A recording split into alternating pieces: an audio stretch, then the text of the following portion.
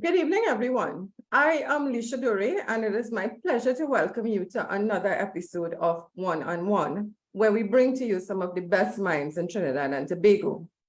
Tonight, we will be discussing national security and the 2024 budget. I would like to welcome you, our viewers who have joined us on Zoom and social media. I am starting to see our regular audience coming onto the program. Always a pleasure to have you here. Also, members of the media who may join us. As usual, we want to make the session as interactive as possible. So I am going to encourage you to raise your hand if you want to make a contribution, and feel free to leave comments and questions on the chat. We are certainly looking forward to a very informative and engaging conversation tonight. We are extremely honored to have with us tonight two highly esteemed panelists.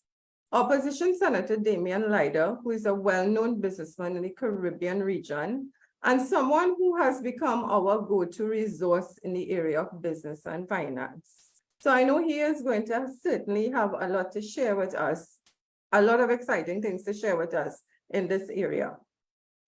And joining us again, and we're very pleased about this, is Captain Gary Griffith, former Minister of National Security, former Commissioner of Police, and political leader of the National Transformation Alliance.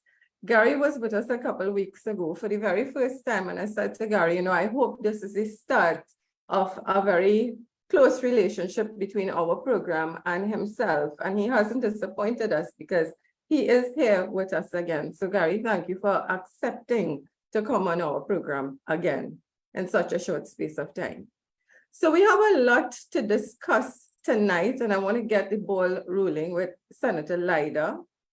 Senator Lyda, the national budget for fiscal 2024, as we all knew, was presented in the Parliament on Monday, October 2nd by the Minister of Finance, the Honorable Colin Embut.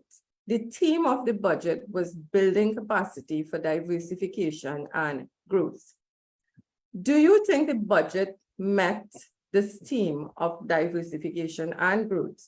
But I also want to add, in talking with some of our regular viewers, some of their ailments, and this would be specific to the business community, would be areas like foreign exchange, the ease of doing business, VAT refunds. So if possible, would you be able to comment on these things? And also for the wider community, the minimum wage increase, property tax, and the proposed increase in the retirement age. I know it's a lot, but I'll guide you with the questions as you proceed with your answer. Thank you very much, 𝗕𝗓. And of course, it's a pleasure to be invited on once again. I always enjoy being in your program. So good night to you. Good night to all of your viewers, those who are on the panel with us this evening. And of course, I am very honored to be joining Captain Gary Griffith as well on this program. Usually when I come on this program, we get some fireworks. Well, I think we might have a 4th of July here this evening with Captain Griffith on board with us. Well, I guess, yes, the answer is yes. I can speak to, I guess, most of what you have commented on there. One or two items I might need a bit more research, but most certainly if I were to comment on what I sat down and experienced or what I witnessed as a budget being read by the Honorable Minister Colin Embut, one thing comes to mind. And for those viewers who are old enough to remember a movie by the name of 𝗏𝗏's Day, I think this was a 𝗏𝗏's Day budget. That's how I place it. You see, in that movie, the star in 𝗏𝗏's Day, he goes to this village to witness the groundhog debate on winter and how long it will last. And he would wake up every morning to the same song, to the same situation, to the same instances that happen every single day.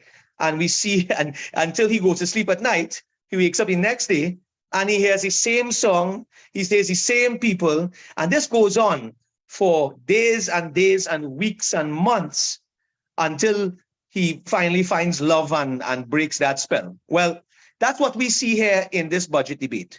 We see a Groundhog's Day budget debate. It is almost as though we have woken up to listen to the Minister of Finance repeat again and again and again all the same initiatives, all the same plans that never materialize, all the same promises that never materialize. And we hear it again and again. And at some point in time, the people of Trinidad and Tobago are going to have to fall in love with this country again and break away from that spell. So that is how I want to start off by saying that this is a Groundhog's Day budget. We've heard it all before. We've seen a government that has not been able to deliver on its promises. And once again, we see a budget that lacks vision, lacks foresight, lacks proper planning, and it lacks any level of comfort that a business person in this country would want should he or she decide that they want to invest in this country, that they want to keep investing in this country, that they want to maintain real estate businesses in this country. There's nothing in this budget that inspires anyone. And I'll tell you, we in the opposition, United National Congress, have had countless consultations with different chambers, different business entities, civil society. And at the end of the day, though they have to take a very measured sort of response to the budget, there is not one of them today that can say they've heard something come out of this budget that excites them and that gives them any level of promise that things are going to improve in this country. And, you know, the theme diversification and growth, that has to be the biggest comedy, the biggest comic, two words used, diversification and growth, because that is something that this government has clearly failed in terms of diversification, and they certainly haven't had any level of growth. In fact, in most cases, they have been in decline. So, and Alicia, just to wrap that up, one only has to look at the basic macroeconomic factors under this government for the past 8 years that it sat in office, since 2015 into 16. We have seen GDP in this country under the PNM decline by more than $37 billion between 2015 and now today. Because when 𝗕𝘂𝗶𝑚𝑖𝑠𝑡𝑒𝑟 𝗔𝑝 left office, we were at 187.5 billion, and we're now down to 150.35 billion in our GDP. So we've seen an economy that has shrunk by more than 18% since this government has come into office. And I must commend the Honorable 𝗕𝘂𝗶𝑚𝑖𝑠𝑡𝑒𝑟 𝗔𝑝 on her response to this budget, because she clinically dissected every bit of utterances that came out of Minister Imbert's mouth, all the games he's played with numbers, trying to play smart with foolishness, and she carefully dissected for 4 hours on her feet, carefully dissected that budget, broke it down, and destroyed the minister's macroeconomic numbers. This year was very different. She went very deep into macroeconomics, and she was able to show that the Minister of Finance has been hoodwinking this nation into thinking that we've been in growth, thinking that things are going well, thinking that we've stabilized this economy, thinking that the energy sector is fine, the non-energy sector is booming. Anybody listening to the Minister of Finance would have thought that. And anybody with right-thinking person listening to the opposition leader would have heard the truth, would have seen the minister unmasked and exposed for the mamagai he's giving this country. The IMF, Lisha, last year stated that our country was the 9th worst performing economy in the world. The IMF stated this. Okay, and then the government again went further to increase our deficit. Between 2015 and 2021, this government has racked up $59 billion in deficit, which is $8.5 billion on average a year. When the UNC was in power, we were going at about $3 billion in deficit a year. So this is what we see going on, and the government continues to borrow and try to borrow themselves out of this recession and this depression they've put us in. In fact, We've seen our debt increase by more than $47 billion. Under this government, we're now at $129 billion in debt in this country. So these are the basic macroeconomic factors. And we must also not forget, because when we speak about Forex, we must not forget of the more than $1.5 billion in foreign direct investment that have exited our shores. That's the reality. That is the reality of our economy. Now, if Minister 𝗏𝗏𝗏 wants to come and compare the economy to 2020, 2021 and blame everything on COVID, he's fine to do so. But people in this country must understand there was a life before COVID. And this government crashed this economy well before COVID. Because in 2019, we saw real GDP decline as well before the COVID pandemic. So it's not something that was brought on by the COVID pandemic. That is the synopsis of what our macroeconomic figures look like. There are many other indicators, but I think that tells a tale of a country that is in crisis. It tells a tale of a Minister of Finance who has lost complete control over the economy, and by extension, his government and the Prime Minister who has completely crashed, demolished, disintegrated, and decimated this country. And I'm sure Captain Griffith will speak towards that. And the Minister of Finance has the gall to come to this nation and tell us they're doing no new taxes. And then he announces the onset of the property tax, Lisha, which I can speak to at length. I know, Senator Lijder, that is something we had a very passionate discussion about the property tax, and a lot of people are very worried as to the impact this property tax is going to have on the cost of living. Well, Lisha, listen, people right now, single mothers with children, people who are living below the poverty line. In fact, even the middle income man who now has to pay more for fuel, who now has to pay more for food, who now has to pay more for hardware, medicine. Every single thing in this country has skyrocketed under this government. So when the minister trivializes it by saying, oh, it's only going to be $500, $600. So listen, you tell that to a mother who does not even have, a single mother who does not even have $600 to buy food, baby formula and Pampers. Tell that to a mother like that. But let me tell you something.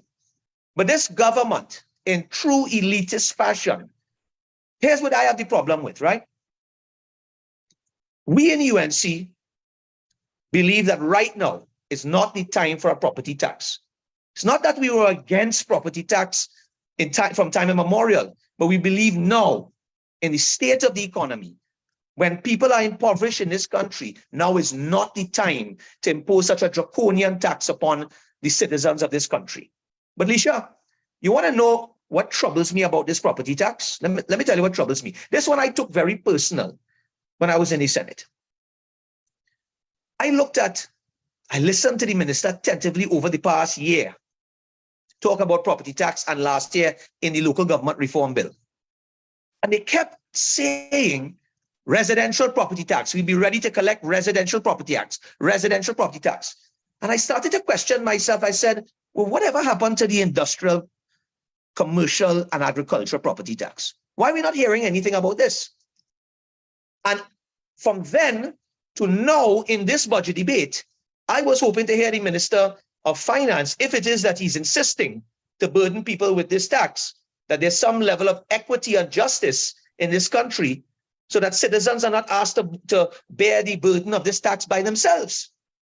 And lo and behold, the minister comes out and once again reiterates the fact that the government is coming to collect your property tax on residents, citizens of this country.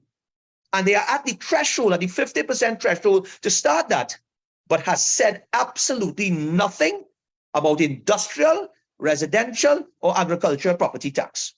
And I keep making this point, Lisha.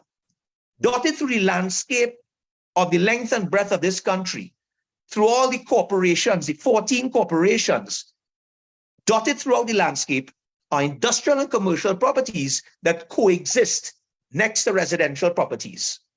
They are contributing to wear and tear of the infrastructure in corporations with their big trucks, with their pollution, garbage collection. They consume within the corporations, yet they are not being asked to contribute towards the advancement and the improvement of the infrastructure.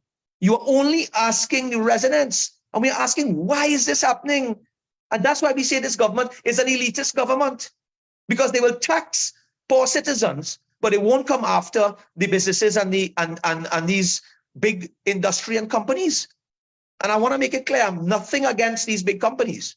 They contribute to employment, they contribute to taxes, but at the end of the day, they must contribute to the environment in which they exist and to the infrastructure. And if the government is not prepared and not ready to tax them and have fairness and equity, then they must hold their hand with this property tax to residents today. And I want to say one more thing on this property tax issue, Lisha, and this is the one that really has me trouble. And here is the mischief in that local government reform bill. You ready for this? Let me see if you're ready for this and your viewers ready for this. So in the local government reform bill, the minister, sorry, in that bill that we debated, I debated in that bill back in 2022. And in there, it was very clear, the minister repeated it again in the budget debate, where that bill states that 100% of the property tax collected from residents shall be paid to the local the regional corporation within which the property exists. All right. So he boasts about that. That money is going back there. It is going to go into the building of the infrastructure. Great. We see that happening in Canada, United States. Great. And let me tell you something. I didn't hear nothing about industrial, commercial, and so on.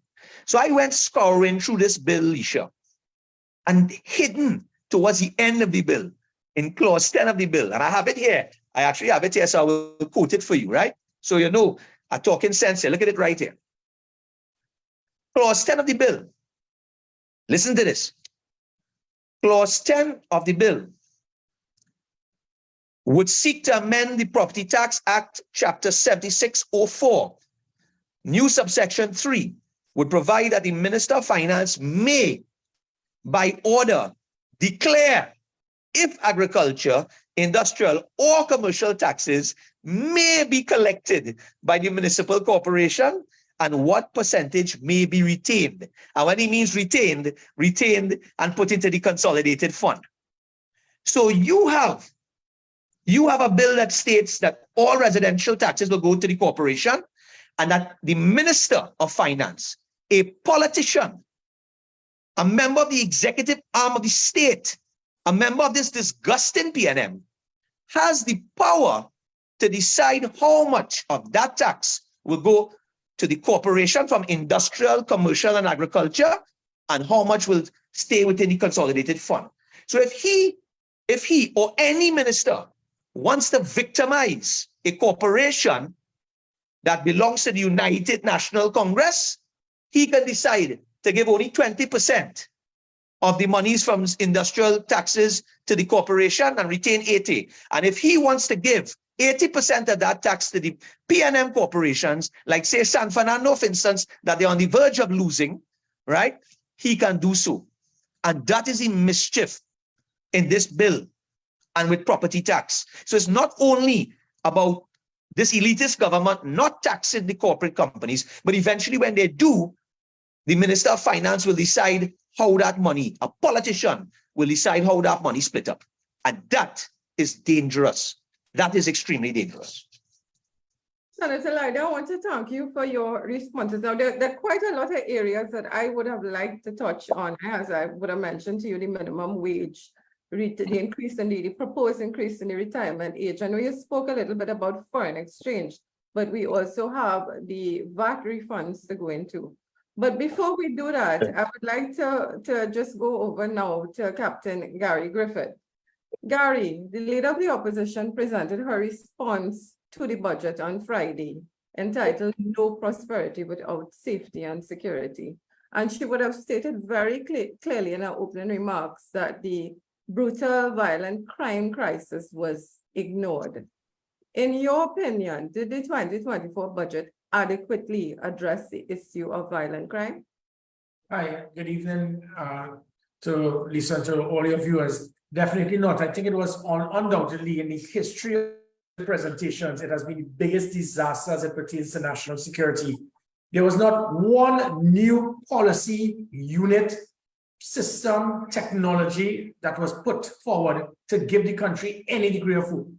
What was done was a regurgitation of several policies that would have been implemented previously by the People's Partnership Administration or by myself as the Commissioner of Police. So there have been over 100 that they would have shut down and dismantled after 2015, and even with myself as Commissioner of Police. So you bring 8 of plus, and all that they did was real. It showed to the country we do not know what to do. We have no ideas. We are lost. So let us see what they did that caused crime to reduce. And that is not the way it is going to work. You bring forward your big presentation was to say that you're going to triple the intake of recruits in the police service.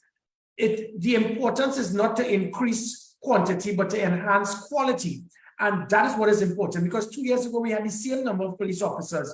Everywhere you turn, you saw a police officer, you see visibility. People complain by seeing too many blue lights. Within 5 minutes or less, you were getting a response. Kidnapping had ended.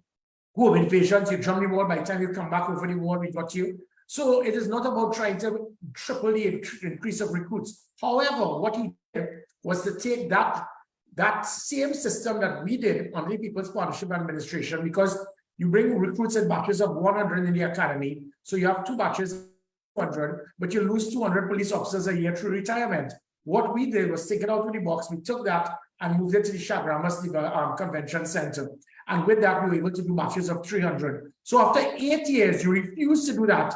And then you realize, let's do what they did. But by you coming 8 years later, it is going to cost the taxpayers $30 million to refurbish that 𝗢𝗲𝗄𝑚𝑎𝑠 Convention Center, because you left it, you ignored it, and you stuck with your game plan, because you realize now the police establishment is 1,400 less. That is not the way to operate. So you figure that by just putting more police officers, it's the same number we had before. Everywhere you turn, whether it's a traffic congestion, whether it's police on the beat, whether it was patrols, we had the emergency response patrol, the community comforts patrol from the People's Partnership Administration, the rapid response unit, the special operation response team. You shut down and you dismantle everything. He then spoke about the big, great plan of trying to liaise with our international allies, inclusive of the United States.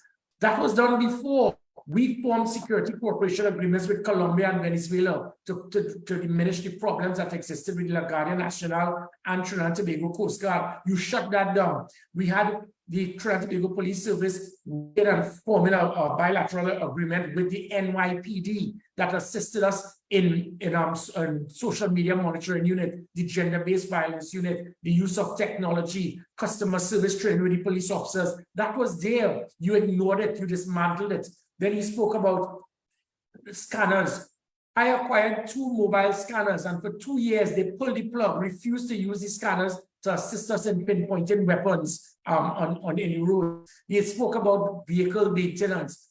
You put $80 million into the vehicles, but for years, 8 years, to hold back and cause the police now to be at a point where most of the stations don't even have vehicles. He spoke about vetted units. We had that in the Special Operation Response Team, the Operational Command Center, operatives. We were doing polygraph testing and drug testing. You put an end to that. And then the big one is about vessels. After 8 years, you refuse out of pettiness not to utilize the 𝗢𝗻𝑖𝑛 vessels that were acquired under the People's Partnership Administration.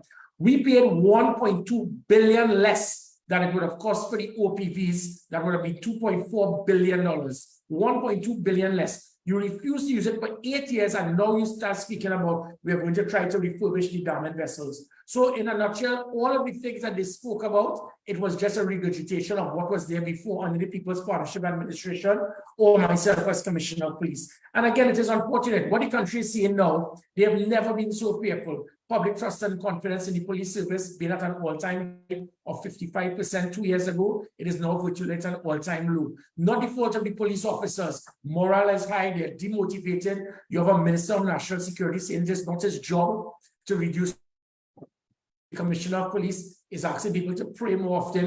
And there are so many things that they have left behind. There was nothing, the type of technology we put an end to kidnapping that we were able to deal with a rapid response. Nothing was given. And what makes it worse is even what it is he claims. Let me clarify something, Trinidad, so all of you all here. What Minister 𝗕𝗏𝗏 does is that he will give a budget, and in the budget for ministry, he will say, you will get 300 million. For the first 6 months, you don't get a cent. So you have to scramble. And then year, he may give you 240 million out of the 300. And then he will state in the next fiscal year, well, you only spend 240 million, so that's all you're going to get. That is what he has been doing with most ministries. Several ministers have complained to me and other people about it. So you're given a budget, but you're misleading the country because that is not what is being allocated, because you're not giving the releases for the budget. He did it with me as the Commissioner of Police. For the first 6 months, I will not get a cent. And I had to deal with 7,000 police officers, 1,700 vehicles, 123 stations, and not have a cent to pay for goods and services, only salaries. Therein lies the problem. I think in this whole budget, what the PNM is, their only plan is always to try to tax the country to balance the budget. And they're still unable to do it, which is why you do not get releases. This is what happens right now. A lady was just thrown out of a car, a dead body, thrown out of a car. The country is under siege. There's nothing that he has done to give the country any degree of belief or perception that they understand what to do as it pertains to national security. And again, as I said, you're trying to balance a budget, but you're balancing the budget based on just trying taxes. And sometimes what you may need to do as a government, if you have reached that threshold that you cannot find anything. What you must do is focus on trying to reduce your expenditure whilst not affecting productivity. And that is what needs to be done. Hundreds upon hundreds of $1 million every year is wasted based on corruption and mismanagement in state boards because you have individuals there who are incompetent and do not even know the role of the state board, but they were given positions because of their political affiliation. Then you have gangs getting hundreds upon hundreds of millions of dollars in state contracts, and then so you're getting $500 million to build a $50,000 box screen, and the funds are used to purchase more illegal weapons, buy more drugs, but you then move on to other elements that can turn people away from a life of crime. Sport, not one thing has been done as it pertains to the Ministry of Sport to try to build and develop young persons to turn away from a life of crime or to assist our national sportsmen for them to not to have to suffer as they do constantly. He spoke the minimum wage. It is something that is good, but again, because of the PNM's incompetence in understanding steps ahead, when you lift that minimum wage, for example, without a proper process and a proper timeline, you lifted $3. Say, for example, in private security officers, most would have been at the minimum wage. When somebody has to pay the price for those extra $3. So it is a security company is going to demand that the employer, whether the private or the public sector, that you are now going to have to increase your costs. And by increasing the cost, the employer will now say to the client, which is to the security company, no, I can't do it. So instead of you providing 30 police security officers, I will really have to hire 20. It can be a byproduct to unemployment. That can be a byproduct towards inflation. And then also by the contract himself, you now lifting the minimum wage. So for security industry or whatever, I am now going to be forced to lift the cost of my goods and services. Going to be a byproduct towards increased costs in almost everything of the country. So whereas I'm not saying that it is good that we can increase the minimum wage, if it is not done on a phased basis with a proper timeline to give companies that time, what is going to happen is going to cause unemployment and an increase in cost of goods and services. So in a nutshell, almost every single thing that we have seen in this budget has automatically given the country to understand there is no degree of hope in the near future. Okay, I see Alim with his hand up. Alim, I'll just let you I'll let you take the mic for a few seconds. Hello, Alim. All right, looks like we lost him.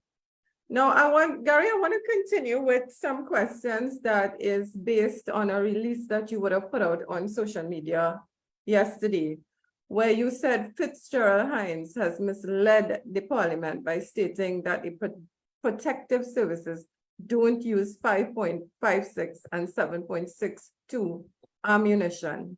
You further went on to state the truth is 99% of these types of ammunition were imported specifically for use by the protective services. Then you claim that you have all the documentation to verify this and that it could be easily proved that the TTPS has millions of rounds of the 7.62 and 5.56 in their possession. Now, this has me extremely concerned as a citizen, because if your statements are indeed true, how would Minister Hines make such a glaring mistake, especially given that he would have been aided by many capable researchers to prepare his presentation? I'll tell you why. When I was Commissioner of Police, the laziest person I've ever met, I'm not here to get personal with anyone, was 𝗏𝑇⁴. If the first 5 minutes you don't get into what you have to explain to him, he's going to fall asleep on you. So he does not do research. He does not check. And with it, sometimes with the PNM ministers, what we have seen is that the person who to them the last is what they will listen to. So this is not the first time he has done it.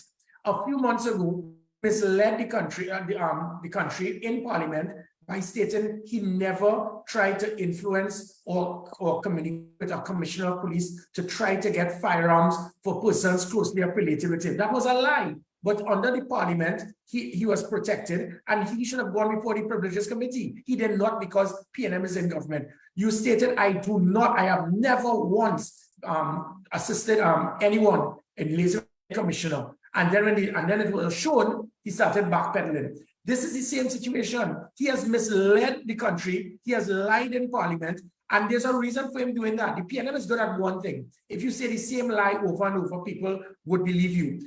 What is unfortunate for PNM is that I know my homework. I do my homework. And the data is there. The last official audit done by the TTPS showed 1 million rounds of ammunition.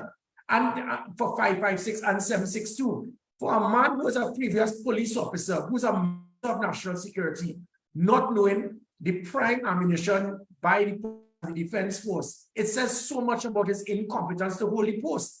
Every police officer you see with those weapons, with any assault weapon, automatic weapon, on most occasions, it is a 5.56. But what he was deliberately trying to do is to try to mislead the country into believing that the police and the army do not use those types of ammunition. So Gary Griffith bought this ammunition to give to civilians who give it to criminals to use to kill people. That's dangerous, reckless, and irresponsible. This man is as Minister of National Security. I'll tell you why. Because as I said, 99% of the 5.56 and 7.62 is for the members of the protective services, because they are the only ones who have access to acquire automatic firearms. And most of the automatic firearms would be assault weapons. It's 5.56. The average civilian does not. 99% of the civilians who are given out firearms by myself will be smaller, which is 9mm. The few persons who will get 5.56 and 7.62, it is probably a handful multiplied by the maximum of 50 rounds per person. That would be individuals mostly who are involved in sports, as 7.62 has been a sport for the last 4 decades, and 7.62 has been approved and issued by commissioners of police to give to civilians for sport. So what he has done was a total lie. It was reckless. It was misleading. And again, when I put the FUL card with a chip, it was to make sure that anytime a firearm holder goes on a range and he signs for 100 rounds, we will be able to use the chip to know how much ammunition the firearm dealer continues to have, so that you could put checks and balances for every single round. As soon as I left, they shut down that card. Why? Is that to allow the criminals to have access to ammunition. But the comment made by 𝗏𝑇⁴ totally irresponsible, reckless, and it shows his incompetence to hold the post as security minister. Gary, I want to ask a second question coming out of that same release, and this has to do with the minister claiming that legal ammunition is being used in crimes. And you have also rebutted this. If I may quote from your release, you said he is now making wild and unsubstantiated claims that legal ammunition is being used in crimes. And he is doing so in the one place where he can legally lie, Parliament. Right? He also went on to say that aside from domestic situations, all firearm-related murders over the past 2 years involve illegal firearms. So again, as a citizen, this has me very concerned because there is a disparity in the statements between yourself as former COP and former Minister of National Security and Minister Hines, who is our current Minister of National Security. So are these citizens being misled again in this instance? And that is it, because it is sometimes divided in two. Well, thankfully, from 190,000 goes to 100,000, it's no longer a split. You're seeing the slam now shifting away from the PNM. But what he is putting the focus on is hoping it's my word against Gary. Hopefully PNM supporters will believe me. I brought the evidence to show that through ballistic testing, every single legal firearm ballistic testing is done. So if someone is killed, we can imagine Hines didn't even know that. You can know from the grooves of the barrel, you can know that this person who was killed was based on this legal firearm issued by Mr. X. From none has ever been done. So all of the persons who have been murdered, other than 1 or 2 domestic violence cases, have been by illegal firearms because they've been unable to pinpoint any legal issued firearm over the last few decades from persons murdered over the last 2 years. So that is the line number 1. Line number 2 is to say that, well, it's probably ammunition being given from when citizens who have FULs get a firearm. Every citizen gets 50 rounds of ammunition. When you have to hand over to test, to sign to renew, you're sure you're seeing 50 rounds of ammunition. So how could they be giving away ammunition when they have only issued 50 rounds? What you're seeing is ammunition from the Defense Force and the Protective Services, which goes back to my point that 99% of the 5.56 and the 7.62 are given to the Protective Services, not to the 4,000 law-abiding citizens, half of whom were members of the Protective Services. And again, dozens of situations where lives have been saved because of that. So Mr. Hines' perception that, well, it is legal ammunition being used, that is a lie. What evidence do you have to prove that? And furthermore, as I said, if it is that a criminal can so easily get an illegal firearm, you think a criminal is now going to try to lock a law-abiding citizen's neck to take his 50 rounds of issued ammunition to use someone? If he's getting an illegal firearm, it is obvious he's going to get illegal ammunition as well. So the point is, as I said, the citizens who get the FULs, the firearm user's license, you only get 50 rounds. That's all you get. And again, when I put the FUL card with the chip, was to make sure that every single round could be accounted for. So if a FUL dealer has 1 million rounds and someone used 10 rounds in a range, it will be the card will go in. So when we do an audit of that dealer, we can look at how much ammunition he was issued by being allowed to be imported, minus it from what was on a range. They deliberately removed the card and the chip after I left to ensure, hopefully, that criminals could really get ammunition. But as I said, if it is criminals illegal firearm, they will get illegal ammunition. And not one legal firearm has been used in a murder other than 1 or 2 domestic violence situations. We could confirm that because the ballistic testing is done on every legal firearm. So Fitzgerald Hines continues to mislead the country. We hope that blind political fanatics could believe his lies. This is a very, very startling revelation for me right now. I would like to get the input of members of our audience. If anybody would like to make a comment, please feel free to raise your hand. I see Aleem has his hand up, so I will give him the opportunity to speak. Also, I would like to encourage any questions you may have. You can put it on the chat. Now, I'm seeing 3 hands up in one go. So Aleem, I'll allow you to speak, followed by, well, I'm seeing the person identifying himself as or herself as C1990, and then Trinity the Boon. Okay, a quick time check. It is now 8:41. So Aleem, go ahead. The mic is yours. You hear me? Yeah. Mhm. Okay. Good night. You know, I want to tap in on into Damian's situation when he spoke about the commercial property tax, all the different categories for industrial, etc., and commercial properties. One of the things, in fact, we don't want to see the private dwelling property tax come, but one of the things that will be very dangerous if the commercial property tax is introduced, it is going to cause a total increase in every single thing. As a landlord, we will have to charge the 5% property tax to our tenants, even the private dwelling housing.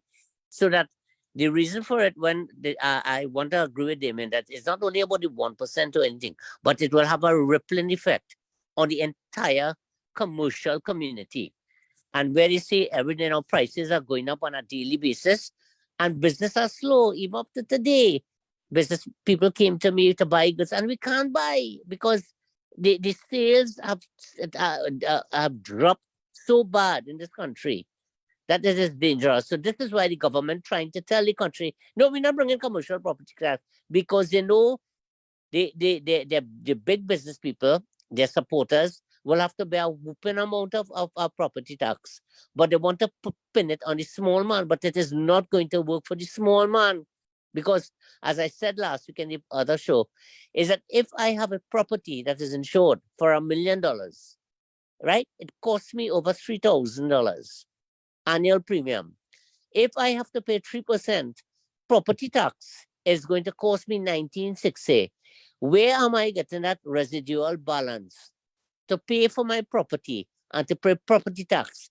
So it means to say now, when the property tax, if it is introduced, which we don't want, is that a citizen, a pensioner will be worse, and even a normal citizen will now have to find an extra based on the value of the property. Whereas on $1 million policy, you're talking about $1,900. If it's at $2 million, about $3,008. If it's at $3 million. So the point is that now is not the time, and all the old talk, as Damien has said, they're not going to give the regional corporations any money. They're going to say things bad, and they're going to put it in a consolidated fund, and they will not use it. So I want to join with Damien, and I comment. I always have a lot of respect for Damien Leiter. He's one of the most powerful speakers when coming to trade. So I want to say that this is what I want to say. So just add my point about the commercial aspect, about the effects will be worse in terms of the whole market, in terms of the man on the street have to go to the drugstore or the grocery or the normal places to buy food. So I just wanted to add to that from last week. And Aleem, if I could just step in very quickly here, because Aleem captured a very important point. And I think when the minister stands up with his smirk on his face and trivializes the residential property tax to say, well, it's only a few $100s, right? You have to keep in mind that under this government, we have seen fuel go up 5 times or 6 times. They haven't rioted yet. We are seeing the government signaling that they're coming to increase electricity, water. We have seen food prices go up upwards of 60, 70, 80%, depending on the products. We have seen pharmaceuticals go up. The day-to-day cost of living has skyrocketed in this country, Aleem and Leisha. Yeah. And people's salaries have not gone up equally. We've seen 4% offered to the public servants. They come now with $3 in increase in minimum wage, giving you the $3 with one hand, but coming to take it back with electricity prices, with property tax. And that is why we say now is not the time for any form of property tax whatsoever, whether it's residential, whether it is commercial. Because if you come with commercial property tax, do you think the manufacturer is going to just absorb that cost? He's going to put it into his cost of goods, And that is going to drive the price of food, drive the price of services up higher. And it's a vicious circle. So we are saying, I heard Captain Griffith say something important. The government needs to stop the corruption, the bad spending of money, and utilize that money to pay for the goods and services of the people, and stop trying to tax the people out of this recession. It is very clear that the ex-prime minister, there was a past prime minister of England that said, trying to tax yourself out of a recession is like trying to stand in a bucket and lift yourself. It won't work. You can't. You have to diversify your economy, which they're not doing. Sorry, Alicia, I think you have other questions. Okay, thank you, Senator Leida. And Alim, I would also like to thank you for your questions and the points that you would have raised. I would like to say welcome to Councillor David Law, who I am seeing in the audience, Councillor for Rio Claro South Catskill. So David, thank you for coming on to our program. I would like to now ask C1990 to unmute. Maybe you could just identify yourself for the purposes of the audience. Hello, good night. Good night. Hi, good day. I just want to say thanks for letting me speak. I really appreciate the time. The question is, in a sense, for Mr. Gary Griffith, I don't mean to simplify it, but when you were with the COP, you say you had political interference stepping on your toes, and it's not supposed to be like that. But in a sense, if you were in the political arena now, and I mean, in the sense of national budget also, it's not just to throw money at crime, but how would you ensure the COP does a good job without having to step on somebody else's toes? Oh, sure. Excellent question. I did it. Remember, I was the Minister of National Security, and there was a Commissioner of Police. And I have to be very careful not to interfere with the Commissioner of Police in his operations, which is what this government cannot do. They will take $45 million, give it to me, and direct me that this money must be used to investigate and political opponents. Anywhere else in the world, in a democratic society, there will be called for a snap election. You have politicians taking 45 million taxpayers' dollars, no tender process, nothing at all. Tell a commissioner you are to hire these foreign persons in the UK, make them SRPs so that they will investigate and then have the authority to arrest political opponents, because they have to fast track it before 2025. That is the type of madness I had to encounter as a commissioner of police. When I was Minister of National Security, I was fully aware you can't interfere with the operations of the police. What you have authority to do is to assist in directing policies so that the police can implement and operationalize those policies, which is what we did with 𝗕𝘂𝗿𝗄𝗎 as the Prime Minister, but also the Chair of the National Security Council, me being the Minister of National Security. We formed the Community Comfort Patrol. We formed the Emergency Response Patrol. We formed the National Security Special Operation Group. We formed the National Security Training Academy. And all of those different things, the National Operations Center, which was established as directed by the Commission of Inquiry into, look at your profile here, the 1990 attempted coup, to ensure that there would not be a repeat. And guess what? Every single thing that we put, the PNM dismantled it, including the National Operations Center, that is supposed to be an engine room to have all the different agencies work together, to have, as soon as you have a 999 call, it can be seen on the screen, we can see where the police vehicle is and immediately dispatch, to have a rapid response, a high visibility, a heavy deterrent. That is how a minister operates. And that is why I was able to give the commissioner the policies for him to operationalize it.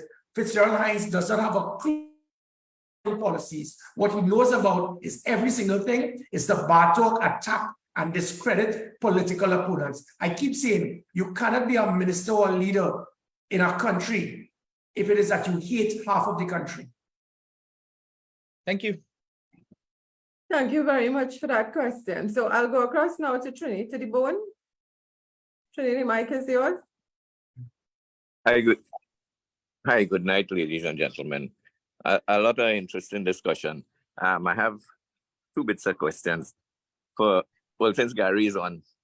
Now, Gary, you elaborated on the last question was kind of, the Minister of National Security keeps in Parliament and in other places that crimes are being committed from behind bars.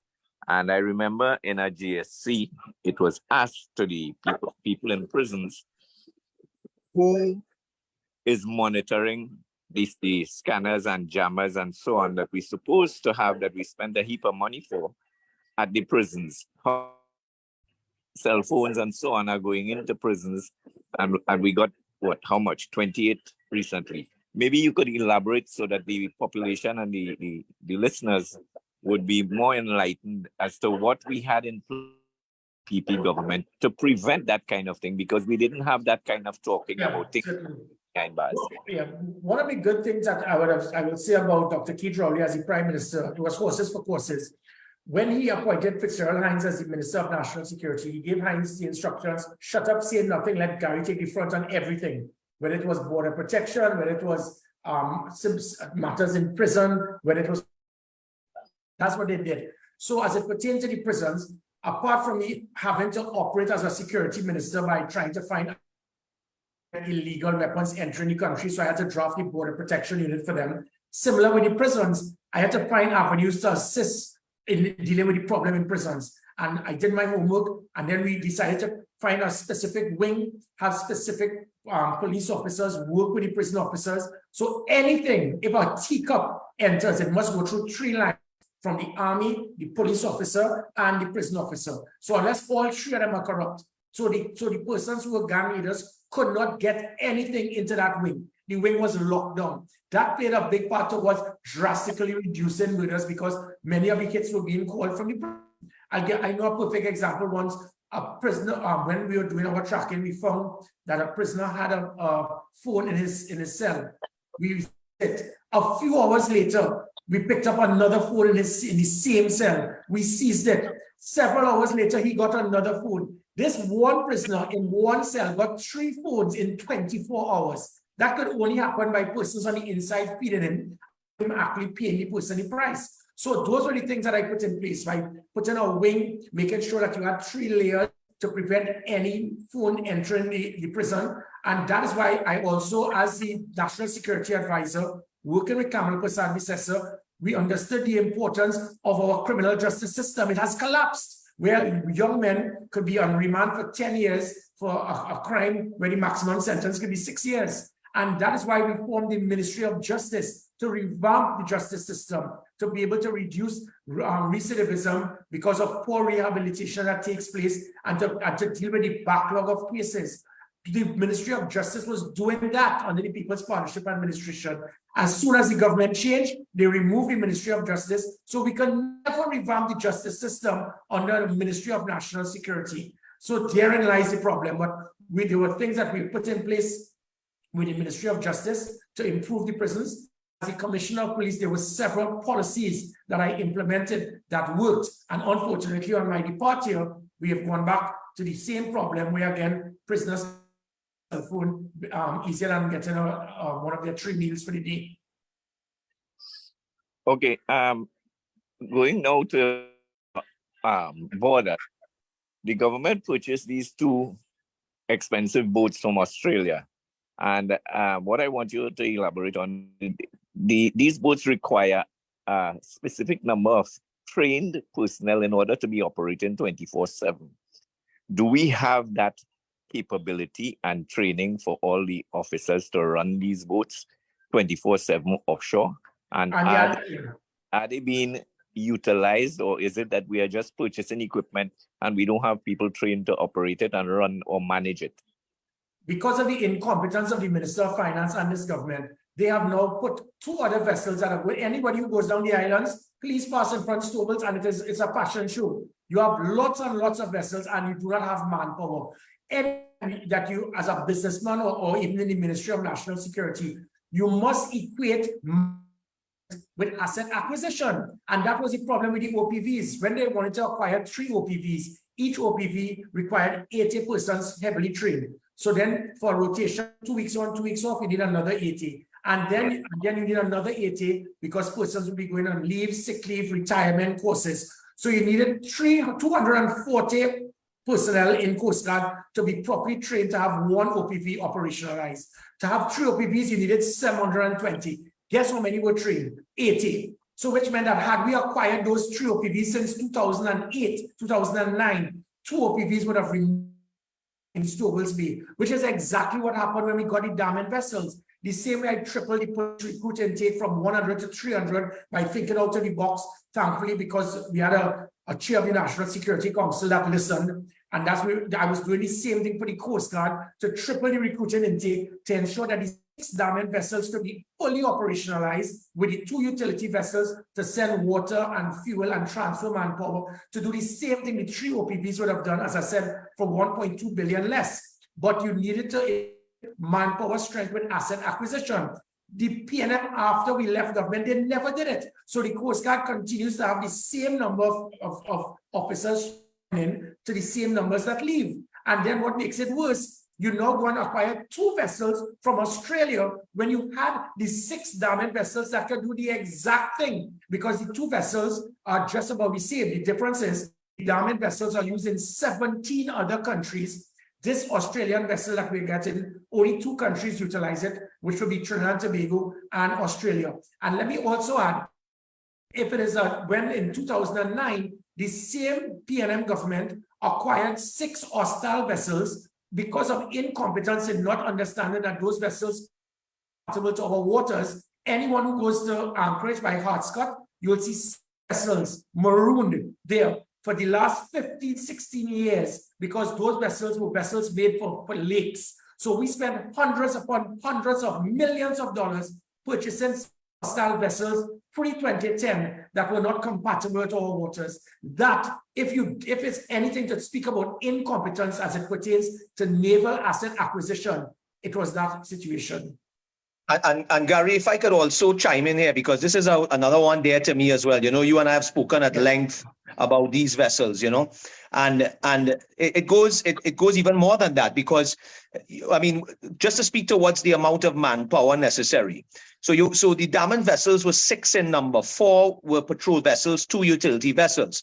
Now, to man any one of those vessels will take you between 25 to 30 persons to man those vessels. So if you, to do the mathematics, if you had to put out the 4 vessels to properly patrol the shores and so on, you need well more than 80 persons, especially if you're working a shift system, way more than 80 persons to be able to man these vessels and have them patrolling our shores efficiently.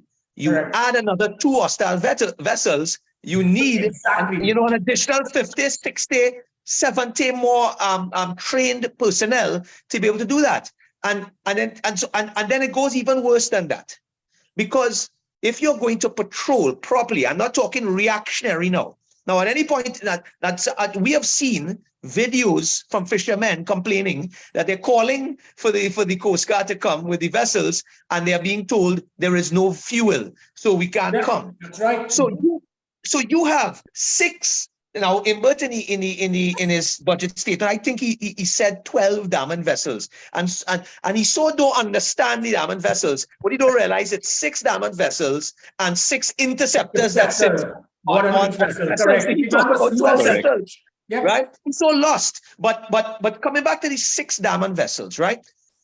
If the People's Partnership had gotten a second term, I know, Gary, as the minister, we spoke about this. There was supposed to be the implementation of proper diesel bunkering in Chaguaramas. Remember, these damming vessels, though they were ordered by us, it was delivered under the PNM, and they were supposed to have done proper bunkering for diesel. 2 things happened. 1, the government was delinquent with their payment for diesel for these vessels, and 2, they never put the proper bunkering in Chaguaramas to be able to give a proper, efficient supply of diesel. How do you expect to patrol our shores if you don't have sufficient levels of diesel? And then the third part, which was, I mean, anybody who runs any sort of automotive, any mechanical engineering place knows maintenance is critical to these vessels. We had a situation where the government refused to renew the service level agreement on these 6 damming vessels. So what happened? They sat down there, the service level agreement ended, Some of them fell into a derelict state. I think at one point in time, Stuart Young, when he was a minister, he had to send them down to Suriname to get repaired, the dam and vessels, and come back. But then they've been sitting down with no service level agreement. Lo and behold, it came to our attention, and the government must tell us if this is true or not. But it came to our attention that the brand spanking new hostile vessels purchased for some $600 million by this government, when Gary could tell you the equivalent of those two vessels could have been purchased or have been purchased by other countries for half that price. $300 million TT for the two vessels. So I don't know if there's maybe gold in the toilet seats or a gold kitchen or something. But so $600 million where the prime minister of this country said he could sleep good at night. Now that those two vessels are here, we understand that in the not too distant past, and several months ago, that one of the diamond vessels had to tow one of the hostile vessels had to tow the second hostile vessels up to a shipyard in Dominican Republic because one of them was broken down completely and the other one was in disrepair as well. They were both dry docked in Dominican Republic. And you know why they weren't dry docked in Trinidad? Because the government sank our dry dock too. Even our dry dock in Chaguaramas, our government crashed after 2 years taking over that dry dock. Down in Chaguaramas, they mismanaged it. No maintenance on the dry dock. The dry dock collapsed into the seabed in Chaguaramas, and we now have, with the oil-rich nation, a nation that has oil and gas as our largest contributor to GDP, we no longer have a dry dock in this country to help fix all of these petrochemical boats, our boat taxis, all our Coast Guard fleet. And I wonder why. Is there anyone coming soon to open a dry dock shipyard near you? Is there anyone going to get a contract for that? Let's pay attention and stay tuned. Senator, I would like to congratulate you. The answers that I was expecting to leach out seem to have come out, and I hope the population total mismanagement and the government purchasing equipment. We have the resources, they keep purchasing more, and we are not planning properly to manage the equipment we have, having proper trained personnel to run them, and just buying stuff up so that we can make deals with foreign entities and kickbacks and so on. Coming back to our property tax that you were speaking about earlier, you mentioned that the property tax, the Minister of Finance mentioned that all the property tax that comes from private homes and private residents will go to the regional corporations. If we look at how the regional corporations are structured, what happens is that in remote communities like Princestown Regional Corporation and so on, they are rural communities with not so much development. So what you will have happening in large corporations in terms of land mass and population. And what you will have happening is you will have lesser amounts of taxes from property tax being collected there. In 𝗏𝗏 Regional Corporation, where you have development and more affluent homes and you have infrastructure already in place, they will collect more property taxes there for the already developed areas. So you will have inequitable distribution of resources because the people in Princestown and Regional Corporation will collect less money and they will have more development and infrastructure put in, whereas the people in 𝗏𝗏 will collect more money and have less to improve their communities. So they will obviously get more money to continue developing more. So the rich will get richer and the rich communities will get richer and the poor will remain hopelessly poor forever. The people in the carcass will continue to suffer. The same thing holds the implementation of commercial and industrial taxes. These rural communities don't have industrialization, they don't have infrastructure for commercial, so they will get less money again. So we are going with the P&M rhetoric. Rich will get richer and the poor will get poorer. Trinity, sorry. Well, 𝗁𝗂𝗐𝗍, let me tell you, this has been the mantra of the PNM across the board. I agree with you. There will be inequity in the distribution of taxes and so forth. That is why we say we are not in support of any tax whatsoever this time. We don't even want to get into that conversation of inequity at this point in time, because it is plain and simple. The country cannot bear another tax on their shoulders. This government increased a number of taxes since they've come inside. They've put VAT back on 7,000 food products. They have come and increased the business levy and the green fund, right? So they have taken away subsidies from the fuel, making it harder on persons. So there's no room in anyone's budget, in anyone's personal budget, for this tax. But the government we continue to see the practice of inequity with this government, especially when we see the distribution of foreign exchange in this country. That's another major issue impacting small, medium, and micro businesses in this country. It is a lack of equality in the distribution between foreign exchange, between the big industry, the ones that are becoming monopolies today, the oligarchy society. We are seeing monopolies being created in this country because of a lack of equity in the supply of foreign exchange to the business community. The SMEs are getting small quantities, while we see the big companies getting a massive share. In fact, today, I sat down with a bank today as a medium-sized distributor in this country and had a bank tell me today, you will get only $10,000 per month from this bank, forcing us to now bank with about 7 banks if we can. And also telling me, a banker today told me, it is a sad state in this country now, because he is seeing every month, he is seeing more and more small, medium, and micro businesses in this country closing their doors because they cannot get access to foreign exchange.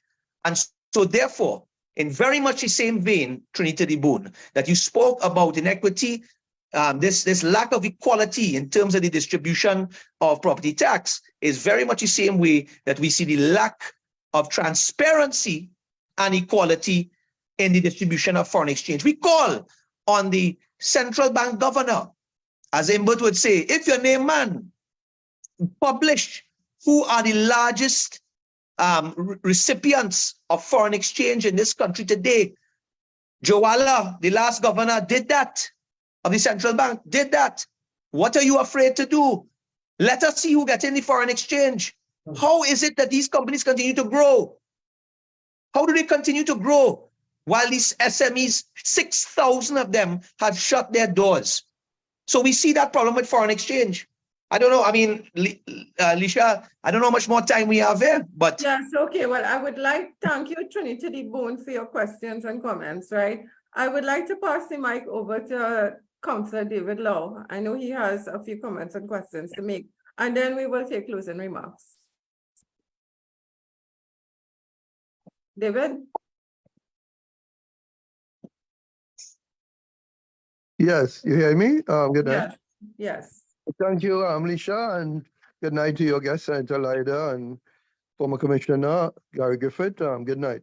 Quick question in the interest of time. To former Commissioner, what you believe has prevented Ms. 𝗓𝗂𝗧, former chairman of the Police Service Commission, from being charged with misbehavior in public office? I know you may have filed some either the FOIA or the pre-action protocol, but this really speaks to misbehavior in public office. That's one for the commissioner. And to Senator Lijder, with regards to the collection of property tax, I mean, it's stated in the budget and it's being rolled out as we speak in terms of putting the administrative manpower. For the corporations, what time frame do you believe it will take to collect that per region? And I'm asking this in the context of they're saying that money will go towards development and other things, or the expenditure. For development projects at the corporation, those things has to be submitted at least minimum 6 to 8 months in advance. So I'm only asking in the context, if by the time you collect that tax, the financial year ends. And no, serious. Because presently, No, you're right. You're right. because presently, even when they allocate money in the budget, we get majority of it close to the end of the financial year anyhow. Sometimes you don't get all. And you know that rollover. So I said, let me ask you that because I know you understand the Trinity DeBone spoke something about the corporation. So those are my two simple questions in the interest of time. Thank you very much, Lisha. And good night to the panel. Gary or Senator Naidoo? I could just tell you very quickly. Well, look, the legislation has been debated. It has been put into law. They are at a point where they have reached the threshold at 50% to start collecting the tax. We have heard Minister 𝗕𝗏 for the whole of last year speak about being close to that threshold, but they're very cagey with information. They feed us information as and when they want. So we really don't have any level of knowledge as to how long it will take for them to roll it out. If the unit in the Ministry of Finance is properly equipped to do that at this stage, if it is just another mama guy coming from the Minister of Finance, we really don't know. But the point is that, I mean, look, it's stated in the law that the monies must go to the corporation, right? It's in the law. So I don't think a politician, a minister can circumvent what's in the law. The money, when collected, should go to the corporation. It's not may go, it shall go to the corporation. So whether they implement it towards the end of the year or whatnot, if it is collected within the financial year, whatever time that is, it is supposed to go to the corporation. So if it's implemented in the last year of the financial year 2023-24, then you're supposed to get that into your corporation. The question will be whether the minister will now cut monies coming from the consolidated fund. If you get a wash of money coming into local government from the collection of taxes, is he going to reduce the monies coming from the consolidated fund? And that's where he makes his savings. I don't know. We just have to wait and see. We don't have the answer to that. They continue to veil all their actions in secrecy, unless, of course, we call for it under freedom of information. But it's a good question, and you should keep asking that question to your line minister, and let's see what comes out of it. Okay, Thank you very much. And yeah, 𝗏𝗁𝗂𝗏 matter. So let me explain to everyone quickly here. This country now going through what is known as democratic dictatorship. We have independent institutions that have been totally compromised. And the one arm that has not yet, or hopefully will not be controlled by, is our judiciary. And that is why I have been to court with the FIU, with the audit committee, with Keith Rowley, with 𝗏𝗁𝗂𝗏, with the Police Service Commission, and I've been winning constantly. And there's a reason for this, because what they have done, we have situations where the police and the SSA have been involved in illegally intercepting the phones of political opponents without any reason, any due process. You would have heard about the FIU, where the FIU actually went and started trying to dig up into the accounts of those politically opposed to the government without any trigger, any red flag, any evidence, any witnesses, nothing at all, in the hope that you can use it as a fishing expedition to witch hunt and find something. We had the situation where government as politicians hiring civilians and have them investigate matters within the police and hope that you could take that audit, lie in Parliament where you can't get sued. Thankfully, the court had put a block to it. Now we have the situation, as again, with 𝗏𝗁𝗂𝗏. A president did not adhere to the law in this country for the merit list. Any other country in the world, she would be removed. She has now disgraced herself and the office of the president. The 𝗏𝗁𝗂𝗏 matter, the minutes of the Police Service Commission, clearly at no time did they ever give instructions to withdraw the merit list. She could not have withdrawn the merit list on her own. You must have the approval of the other members of the Police Service Commission. So she herself, I have taken her to court and she would be on the witness stand. Keith Rowley will be on a witness stand very soon with me as well by making false accusations, accusing me of being a criminal. The FIU realized that they were there and they just lost. The audit committee, likewise, the court said that they could not take an audit full with lies and then go into parliament to lie, which is the one place you can lie and not be sued. So the 𝗏𝗶cy matter is just one of several where we have seen our independent institutions become totally compromised. So trust me, 𝗏𝗶cy very soon, she would be on a witness stand and she would have questions to answer. David, I want to thank you for those questions. Now I'm looking at the time, it's 9:16. Trini, maybe final comment, and then we will take closing remarks. My final comment came from what Gary just said, so that he can elaborate on what are our capabilities for tracking phones and so on, because we have had recent bomb threats to schools and so on, and we're not getting any answers from the police. You mentioned in your earlier statement that they were able to track politicians and so on.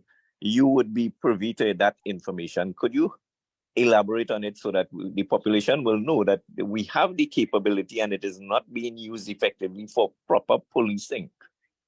Yeah, but so I push heavy on technology. It seems to be something that the present hierarchy of the police service, they're afraid of, even the politicians. The technology we had put an end to kidnappings. Kidnappers we put an end to. The kidnappers can understand how it is that they will know to kick down the door and know exactly where we are. It was the first time we were able to arrest kidnappers, rescue victims. It happened over about 10 different situations. So the kidnappers stopped. We put an end to home invasion because of technology, because of certain systems we had in place. And again, likewise, as it pertains to dealing with different types of conflicts with criminal elements. So technology is there. Unfortunately, it seems that this administration and the hierarchy of the police service, they're afraid to utilize technology. They're afraid to embrace it. The criminals, they're definitely doing it. So whether it is social media monitoring, cybercrime, using the technology of the app reporting, the online reporting. We had that app. It was the biggest app in the country, 400,000 hits. We had situations through a proper gender-based violence unit, through a proper system of online reporting app, using the police app. So if, for example, a 13-year-old girl was raped, she didn't have to go to a police station and have a police officer probably knowing who the suspect was, and then the suspect will now go and target the same victim. You can't be beaten by your spouse or another man, or be raped and go to a police station. You're supposed to have the police officers come to your home. You're supposed to use online reporting to keep a degree of confidentiality to make, because of the situation of the sensitive nature of the crime. All of these things they have shut down and dismantled. So I ask all, and I think this is my closing address, I ask all persons, understand, this is not about politics, this is about right or wrong. You can't be so blinded to say you're paying them till you die, that is going to increase the possibility of your wife being killed, your daughter being raped, your son being kidnapped. It is not going to work. Start looking at the options. Well, thank you, Gary. And I see you already gave your closing remarks. Alim, I know you have your hand up. If you could make it very, very quick, because we are looking to close off. What I want to say, Damian, I can remember the Mustafas and Lennox Petroleum, who the Mustafas were the first owners of the Caribbean dry dock, and it was taken over by Lennox Petroleum. And in those days, the dry dock was in proper condition and working. As soon as this government took it, it really fall apart. And with respect to the property tax and the taxes, I don't want to see property tax come next year. I don't want, the only implementation I want to see in 2024 is at general elections. That is all I have to say. But I know you didn't know about my connections with the dry dock thing, because the Mustafas are related to me, and I know Lennox well. So I know that it was really well taken care of. But since government took it, it's a fact that it fell apart. In fact, before the government took it, 15 years before that, it was upgraded to one of the best dry docks in the southern, or the best dry dock in the Southern Caribbean. And three years after the government took it, they crashed it into the ground. That's a reality. All right, so doing a quick time check, 9:21. Senator Leida, do you have any closing remarks for us? Yes. Thanks, Alicia. Well, listen, we enter the Senate next week, late next week, for our contribution to this farce of a budget that we see here. And So I hope, you all tune in. I will have a lot more to say in my 40 minutes at that point in time. But I will say to you, I will be coming to debunk the Minister of Finance. I will be coming to debunk the Minister of Trade, who the Minister of Finance comes to talk to us about diversification and growth. And what we have seen is everything but diversification and growth, because we've seen the tourism industry decline by some more than 70% less international arrivals into Tobago. We have seen the agricultural GDP decline year on year consecutively. And then we've seen the decline in manufacturing. Manufacturing overall has declined by 14% since 2015 under this government. And then we've also seen the exports, which both the Minister of Trade and the Minister of Finance have boasted about it being growth. Growth against what? Growth against the pandemic? Well, since 2015, they have declined our non-energy exports by 250 million. Yet they come to you to mamagayu. And I'm saying in closing that listening to the Minister of Trade today was comical. It was almost, I got nauseous listening to her. She tries potting, but she has a Minister of Finance who has taken the teeth out of her. She has no power to do anything. She danced around about all these little fun programs, these nice programs, these pie in the sky programs, which shows her complete, or her government's complete disconnect to the realities of the issues on the ground impacting businesses in this country today. The bottom line, Leisha, the issues impacting the businesses in this country today that is seeing us in this decline, that is seeing our economy drop to one of its lowest ever, the worst recession we've had in our history, is the simple thing called the ease of doing business. The government has done nothing to address in this budget or in the previous 7 budgets before. They have done nothing to address the ease of doing business in this country.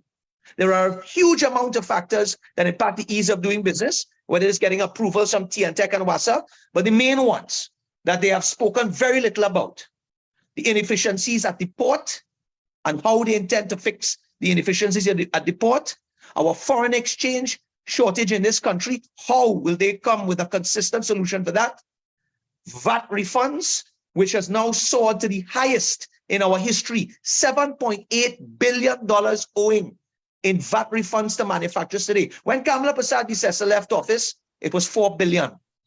Now it is $7.8 billion. And Leisha, do you know why in the last 2 months, Republic Bank has cut their credit card in half? Do you know why business people today cannot buy goods for Christmas and manufacturers can't get raw materials for business to export for Christmas? It is because of the problem the government created that had to come and solve, which is this thing called VAT refunds, where they paid off $3 billion TT in VAT refunds, mainly to the energy sector in this country, at a 3.1% interest that the taxpayers have to come and pay. And when they did that, they washed the energy sector full of TT dollars. So the energy sector, whose revenues come in US dollars, did not have to change the US dollars to be able to run their operations locally. So they never changed the US dollars with the banks in Trinidad. So the government, by causing a major problem with VAT refunds, taking an interest-free loan from manufacturers in this country, they caused that problem, were forced into a solution, and now causing another problem with foreign exchange. And of course, finally, the biggest issue that I see Captain Griffith spoke about, but that also impacts diversification of this economy, that also impacts the growth of the tourism sector with tourists coming in, the agriculture sector when it comes to 𝗏𝑕𝑟𝑒𝑑𝑖𝑎 larceny, and businesses in this country when we see business owners being murdered, robbed, raped, is this matter called crime. Crime is the single biggest issue. And when we go to the Senate next week, every one of the 6 senators who shadow different ministries at the heart of the issues impacting every single ministry that we shadow is that thing called crime, which this government has completely lost control of And as a result of that, they should follow the advice of their own leader, 𝗕𝘂𝗿𝗄𝑎𝑐𝑝⁴ and accept that if they cannot, any government that cannot deal with the crime situation in this country, in themselves, what is it? They are the biggest problem. They are the ones who are the problem. I forgot what it was. What he said again? Gary, what is he had said? Any government. Oh, yeah. Oh, That they themselves become part of the problem. Because they can't fix it. They become part of the problem. And as a result of that, they should take their own advice and call a general elections immediately, as soon as the budget is finished. As soon as we all vote yay or nay on the budget, call a general election. The people in Tobago are ready to put them out of those 2 seats. The people, because they are a minority government in Tobago, and they have now become a minority government in Trinidad following that local government elections where we beat them at the polls, where we got more than 60,000 more votes than they got at the polls. The UNC and the NTA combined together, we beat them by 60,000 votes. The people are fed up and they are ready for new governance in this country. So if your name Man Rowley, call a general elections. Thank you. well, Senator Leiter, you're now getting the audience here very excited. Captain Gary Griffith, I know you gave your closing remarks already, but is there anything at all you would like to leave with us at this stage? No, that's fine. Okay, great. Well, all I have to say is thank you both so much, Senator Leiter, Captain Gary Griffith. This program certainly hasn't disappointed us.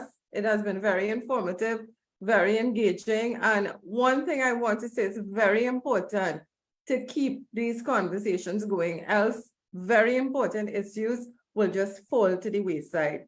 For example, what is going on with the crime talks between the government and the opposition? Have we heard anything? So tonight we had a good program again. We spoke about a lot of things, diversification and growth, the property tax, foreign exchange. We spoke about many issues in national security, such as border security, firearms. We spoke about the minimum wage, and there is still so much for us to discuss. So we will be continuing with this program. So I want to say thank you to everyone. A lot of the regular people are here with us: Barbara, Trinity DeBone, Nadina, Kazraj, Aleem, David, Gary. I am seeing Wendy, Dolores. They join us every week. So guys, thanks for your support. Thanks for coming to the program. Stay safe, and we'll see you all again next week, Tuesday, for another episode of One on One. Good night, everyone.